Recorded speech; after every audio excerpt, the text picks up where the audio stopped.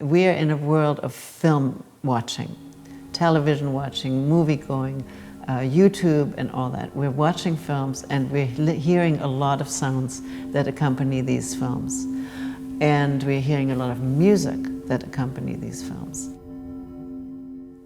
The people who do sound for film and are really good at it, we call them now sound designers.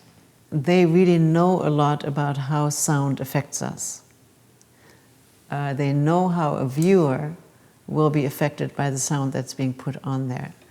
And it's interesting to note that they're in the profession of film and they apply that knowledge in film. I'm wondering sometimes whether they would apply that knowledge also in real life. Very often the sound design or the addition of music is put in as a last thought. It's always the last thing that happens. Nature films are really good examples. We will see some nature films on television and there will be music accompanying these films. And we're not actually hearing much about the nature that we're watching. So we have beautiful visual images in, say, the BBC films, Planet Earth, for example, let's say, with David Attenborough's narration. We will see gorgeous images of landscape, of animals, close-up of plants, and we will hear music with that and very little sound.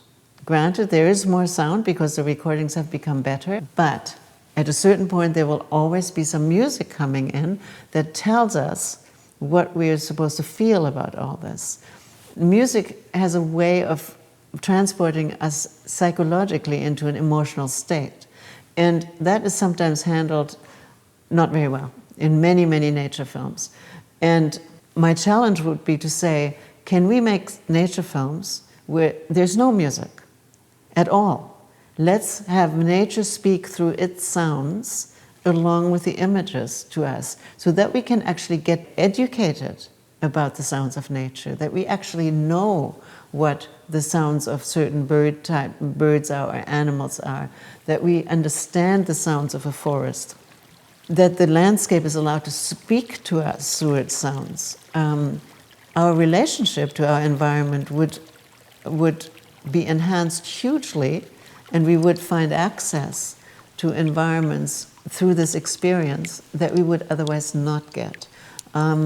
We know that when we go into the actual places, we hear the sounds, we feel the sounds, we feel the textures, the air and everything in the environment.